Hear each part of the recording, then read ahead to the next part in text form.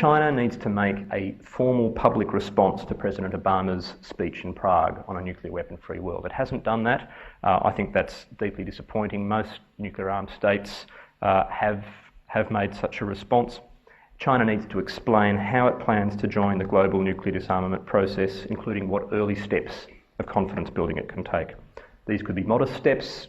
It is quite unfair to expect a major cut in China's small arsenal when the US and Russia are currently aiming for the modest threshold of 1,500 deployed weapons each. But China could, for example, announce that it's going to decommission its small holding of tactical nuclear weapons, of old gravity drop bombs. Or if it doesn't have those weapons anymore, it could say so. A small step of transparency, not a great price to pay. China could announce that it's no longer producing fissile material for nuclear weapons. It's never said this publicly. It's widely believed, though, that this happens to be the case. This would really help spur on the negotiations in Geneva that I talked about on a fissile material cut-off treaty. Now, China rejects transparency because it fears this will show weakness. That is an understandable point. But what worries the rest of the region, Japan, America, Australia and others, is not how many nuclear weapons China has now, but how many it will have 10 years from now, 20 years from now, and so on. If the US, Russia and others are to proceed confidently to reduce their nuclear weapons numbers and alert status, they need to have a sense of what the Chinese arsenal will look like by the time that, for example, the American or Russian arsenal reaches perhaps 500 warheads. And at this stage, China is providing no information on that score. So there is a role here for what you might call future transparency. Now onto the US and Japan. I think the US has done its part in getting the ball rolling, but sooner or later it needs to clarify some positions about its posture in Asia. The recent limits that the Obama administration placed on missile defence funding, while certainly controversial in the United States and I suspect Japan, are at least a signal to China that, as I think one or two of my colleagues have pointed out, a signal to China that the US is not planning at this stage a missile defence capability that has any serious chance of jeopardising the survival of a large number of Chinese weapons in the event of a conflict. This should be taken as a positive signal by China. Now, but equally, just as China should be clear in discussing the nuclear forces that it aspires to, so too should the US, Japan and others, including South Korea and Australia if we move that way, be quite open and frank in talking about what sort of capability and missile defence we are working towards. Now, a crucial question in all of this goes to nuclear doctrine. I've talked a bit about the idea of a no first use posture, which certainly the Chinese endorse.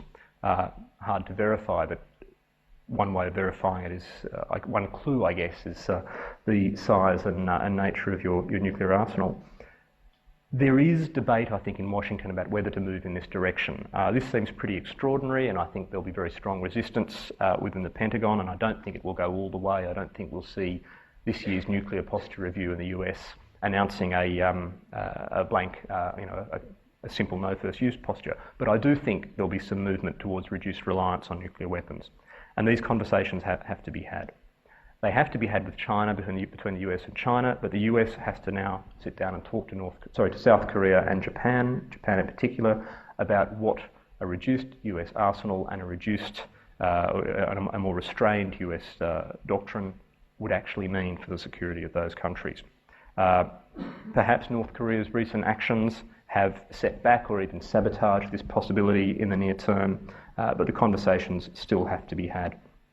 And now what Japan can do. Japan, Australia's partner in the commission that Kevin Rudd launched last year, that Gareth Evans and former Japanese Foreign Minister Kawaguchi are chairing, Japan has to start thinking about the nature of the extended deterrent that it benefits from. Not abandoning it, but really looking at whether this is a deterrent for truly extreme circumstances, and including beginning a discussion in Japan on whether this deterrent should really be only for the deterrence against nuclear attack. Would it really do great damage to Japan's interests and security for Japan to move in that direction, even against the backdrop of a possible North Korean chemical weapons threat? These discussions have to be had. There is much nervousness within the Japanese security establishment on this, but as I said at the beginning, Japan is divided. The DPG opposition has essentially called for a no first use posture under the alliance. So it'll be very interesting to see what happens if it wins the election. And we must remember on the other side that there are serious people in Japan who worry that if the the US deterrent is relaxed too much, it may be time for Japan to start looking to its own devices. We need to keep that in the back of our minds. So a very tangled web. I'm sorry I can't offer you more hope or insight. It's not quite frozen, but it's a situation where essentially one false move, and we have to move, but one false move could make things worse. But in Australia's nuclear future, in Asia's nuclear future, doing nothing is not an option. We'd be foolish to blunder in at the same time. And in Australia, since we have a level of security that no other country in the region enjoys, I think we have to think very hard before we open our mouths and tell our friends in North Asia what they should be doing. Thank you.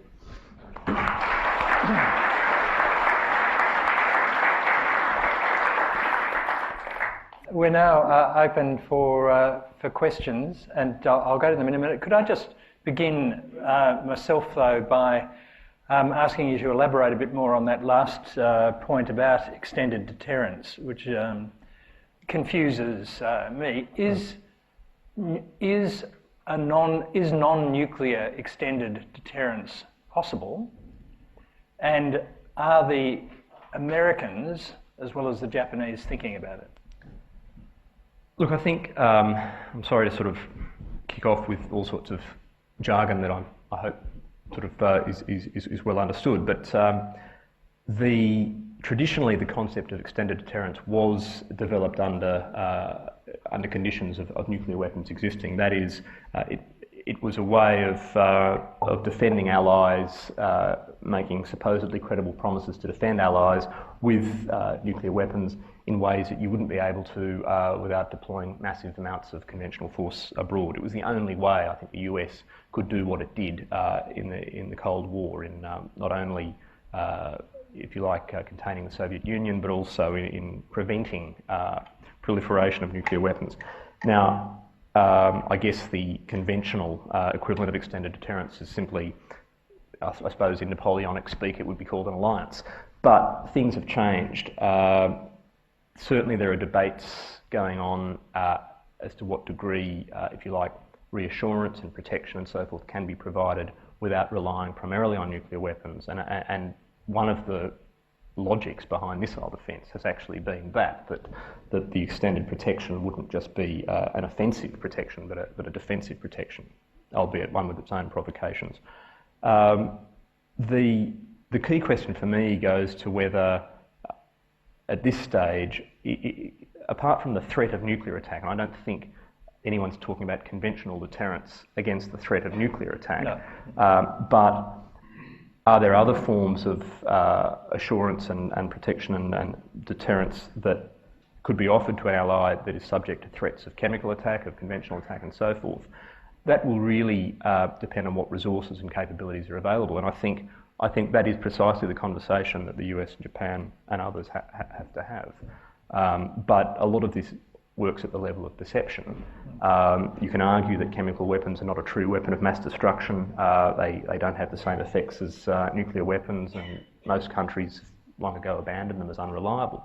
But as a weapon of mass terror in the population of a democracy that can throw out a government that isn't seen to protect it, we can't underplay the importance of that symbolism. And various opinion polls are done in Japan on this issue, ranging from, with very mixed results, ranging from those that essentially, by endorsing a no first use doctrine, are saying we don't need nuclear deterrence against chemical threats, to those that essentially divide Japan almost 50-50 on the need to acquire its own nuclear weapons against the whole range of threats. So yeah, it's a good conversation, but we're a long way from reaching a conclusion on it. Question here. Could you wait for the microphone and tell us who you are? Chris Skinner, thank you for a very interesting talk, Rory.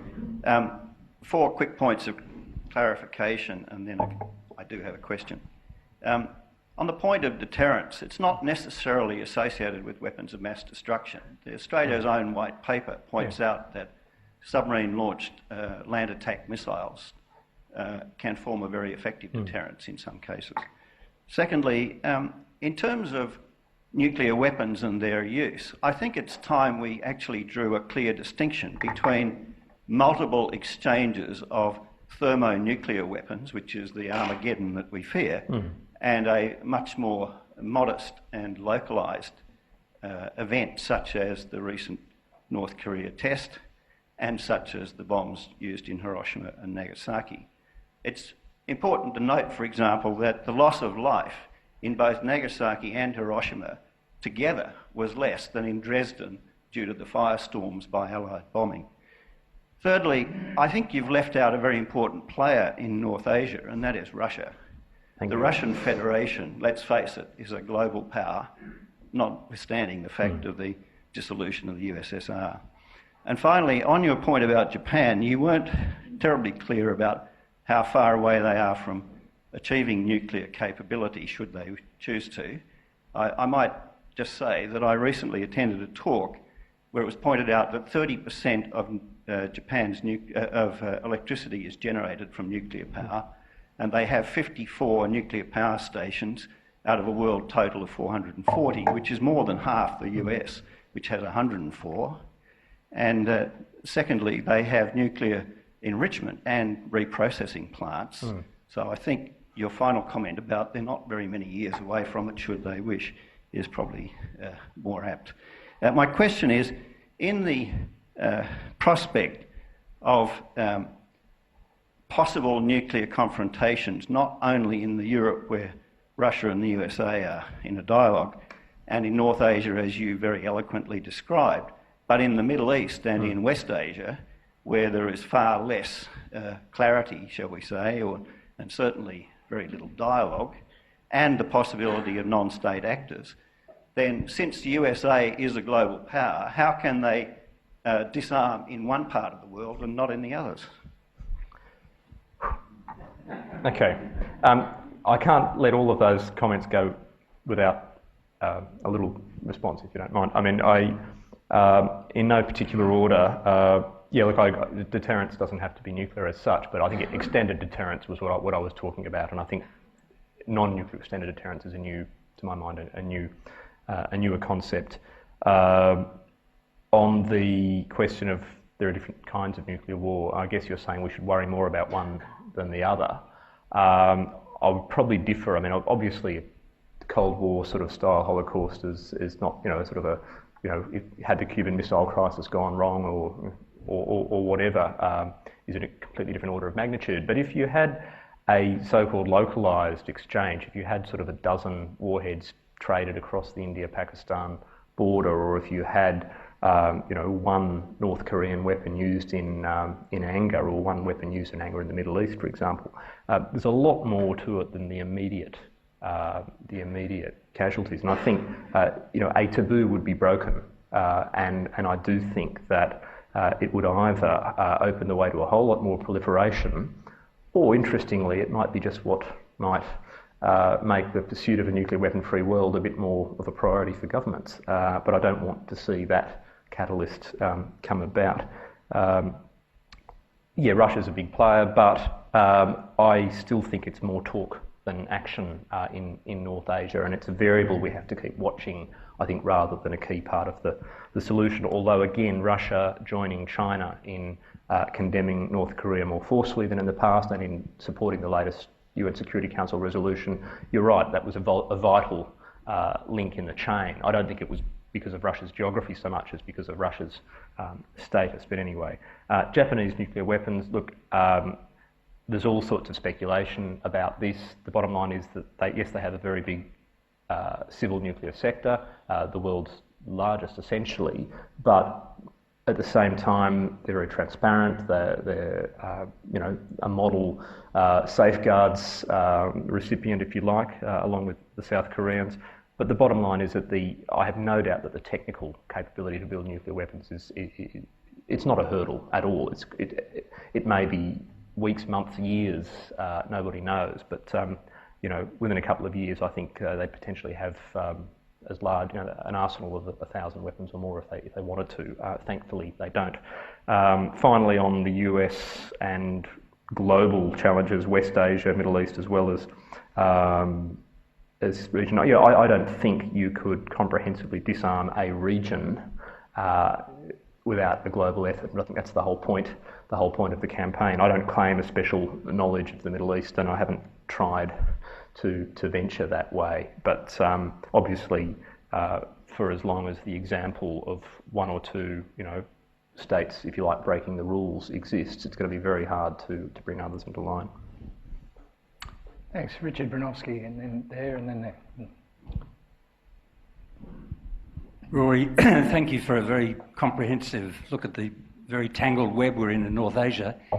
Two observations for your comment, please. One is, on China, perhaps one of the reasons they're so reticent is that their nuclear forces aren't nearly as big as a lot of people in the West would think they are. And my latest reading was that they haven't even put nuclear weapons on top of their land-based missiles. They're kept separately, which means that they certainly don't have a first strike retaliation capability. And that one of the drivers that would make them become much more comprehensively a nuclear power is the very missile defence system that Australia under John Howard signed on to. Comment on that. But secondly, are we right to dismiss the six-party talks, as I think you possibly did, so quickly? A year and a half ago, we had almost agreement under the authorship of Christopher Hill. The New York Philharmonic Orchestra visited Pyongyang to rapturous applause. The North Koreans had pretty well agreed to dismantle their weapons, their weapon capability development systems, and to allow in inspectors. This was an exchange for all sorts of stuff from the West. Now, since then, the Japanese have insisted on having the kidnapped people as part of the situation. And we've had the South Korean Lee Myung-bak has not been particularly helpful with his ad hominem remarks about the dear leader. And in the United States, there's a new insistence on having verification inspections. So if we could go back to that, if these could be somehow moderated, don't you think that North Korea might again stop its bad behaviour and perhaps return to a situation where it's prepared to discuss these issues? Thanks. Thanks. Look, I maybe wasn't clear enough, Richard, and I'll sort of emphasise it. I have no doubt that China has a very small nuclear arsenal relative to the rest of the world. It may or may not be the smallest, but of the 5 NPT states, but it's certainly a fraction of the US arsenal. I've also been told repeatedly by some Chinese scholars who I think should know that their policy isn't to mate their land-based warheads to the missiles. So you're right on that again. But I think they are moving in a much more survivable direction. I think missile defence is one reason, but not the only reason. And that's one reason why that conversation needs to happen. And I also think that, strangely enough, it's almost a less stable situation because of the weakness of the Chinese arsenal. I'm not saying we should help them build something much bigger and stronger, but the Chinese claim to fear that they even doubt they could mount a second strike. Although there are mixed views on that in China too. There's a lot of debate on these things in China. It's just that it doesn't tend to make it into the public domain. And most of us, unfortunately, myself included, don't read Chinese, so we have to rely on very accomplished interns and research associates to do that for us. But on your other points, but my point is it's not China's arsenal now, it's China's arsenal in the future that I'm worried about, and that could be a break on disarmament. On the six-party talks, I'm afraid I am pretty pessimistic, and I don't claim a special expertise on that process, but it has had so many chances, and it's a pretty widely held view, I think, even in many parts of South Korea now, which I think was more sympathetic until recently to the North Koreans. It's a pretty widely held view that the talks have been primarily useful as a way to buy time in North Korea. And yes, we may certainly go back to a discussion, but without some sort of upfront commitments verifiable commitments by North Korea before that discussion begins, it may well be another time-buying exercise. I have to say that on the New York Philharmonic, we should do an event one day on music diplomacy, because that's a really interesting point. You know, I was turned off it by I think a certain Russian conductor performing in Georgia last year to make a point. But you know, there are a few pieces that they should have played in Pyongyang, and the March to the Scaffold from Berlioz's Symphonie Fantastique is probably one of them. Thanks. Thanks. Right at the back, yeah. Rory, thank you for that look at the complexity of the North Asian nuclear. Just a point of further elucidation for us, please, as to the DPRK's self-sufficiency in a nuclear sense.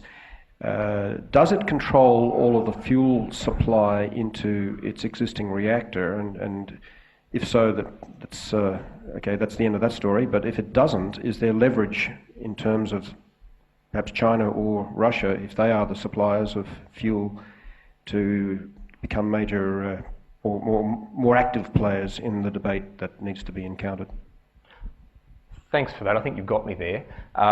Look, all I could say, I mean, I really don't have an in-depth knowledge of that. My only point, though, is that I don't think there's any likelihood of a very large North Korean arsenal in the near future. They have a certain amount of fissile material. They have estimates somewhere between sort of 30 and 50 kilograms of plutonium. They can make a small number of weapons, very nasty weapons if they're used. And that's probably all they want. It's probably all they require for their purposes. So I actually think, unless they use it all in tests, which, you know, isn't just a joke, I actually think that that's not going to be a huge source of leverage. But I defer to, if anyone has greater expertise on that, I'm sure. I hope there are people in the intelligence community who do. So yeah. Look, we've got time for two last questions. We've only got five minutes. Yes, at the back, I think, and then at the front. I might get you to ask them one after another, and then Rory can reply at the same time. Thank you, Rory. Tom Wilkins, University of Sydney. I was just wondering, in terms of a wider question, as a historian as well as a political scientist, I'm getting a little bit of a sense of déjà vu with this sort of non-nuclear world and everything. Didn't we hear this about 2 decades ago in Reykjavik between Reagan and Gorbachev? And what did we get out of that? Not really a major step towards a non-nuclear world or abolition, the double zero option, etc., but rather the start and its sort of floundering sequels. So I wonder, how seriously should we actually take this? Or, I mean, it costs very little for Obama to polish his political halo by announcing this to the world. But I mean, his security establishment and the military-industrial complex, even if he was serious, would prevent anything of the sort actually happening. I wonder if you could just comment on how seriously we should take all of this, or whether it's just political, hot wind. Okay, thank you. Thank you, and right. down the front here. Yeah, hi, Madeline Savitt. Thank you very much. I'm wondering, in terms of Kim Jong-il's son, what we know about him. It may be a long way off before he succeeds his father, but do we have any sense of what he would do? And I know that can be a totally unpredictable thing, but and then also, if North Korea were to launch a first strike, where do you think the most likely target would be? And why? I mean, there are many choices, so. Yeah. Might bring down the real estate values. Look, I think, Tom, on your point, no, you cynic. I mean, no, look, it's absolutely understandable that you would have that view, and a lot of other people do. This is different, and that doesn't mean that it's going to achieve utopia or disarmament anytime soon. Firstly, Reykjavik, I don't think, was a failure. I mean, it's been the inspiration for what's going on now. And if you, I mean, I'm sure you have. If you read the transcripts of that conversation, of the final conversation, they actually came pretty close to something that, sure, terrified their security establishments, but it would have been, it would have gone a long way before it was stopped, put it that way. there is a massive intellectual infrastructure in the US and internationally behind what Obama's doing. It's no Asia-Pacific community. This thing has had been a hell of a long time coming. And Reykjavik was one of the inspirations. The fear of nuclear terrorism, which I personally think is overblown, but that's a massive galvanising factor in the US, in the right in the United States, and that's why you've got people like Kissinger behind this thing, which incidentally is what makes the Chinese so suspicious. I think if he's for it, then it must have a realist objective. So look, I think at the end of the day, terrible expression, we will not see a nuclear weapon-free world within decades. But I do think that the whole logic of aiming for a very high goal and having a set of practical steps along the way, which is what Obama is doing, is going to reap net benefits if the sorts of situations I've talked about in North Asia can be managed along the way. On the other question, your question about Kim Jong-il and his son, is it Kim Jong-un? Look, I don't know much about him. I mean, he's mid-20s, which means he's not going to get much respect for a start, so he's going to have a pretty strong degree of backing, assuming he is the anointed heir. So in other words, he will need very strong military support for that transition to work, and that's one theory behind all of this belligerence and the nuclear test and so on. Educated in Switzerland, so we know who to hold responsible for his worldview, and I think that's probably all that is known, and apparently is already being used as something of an envoy to China. Hopefully the Chinese have some influence on him and the right sort. On where and how North Korea would launch a strike, no idea, but the Japanese think it's them. The South Koreans probably don't think it's them, but they don't want to rule out the possibility. And I think the bottom line is, look, it would be extraordinarily unlikely to happen. It would be a suicidal act. It's not just the possibility of a North Korean strike, it's also the fact of allowing a country that has used and abused the NPT to build nuclear weapons to get away with it. I think that is one of the primary global reasons why this has to be stopped. So. Could I just indulge myself by thanking all of some of the familiar faces from the 5 years that I've been associated with these Wednesday lunches for your attendance and your interest, and to the listeners of our podcast as well. I've been very grateful to everyone for the support that we've had. And finally, my thanks to Rory. There are, as he said, 20 years of this to go at a minimum. The issues, as we've heard today, are incredibly complicated but enormously important. And from my own personal point of view, I'm absolutely delighted that there are people like Rory and Martine Letts from this institute giving their attention to them. Please join me in thanking Rory.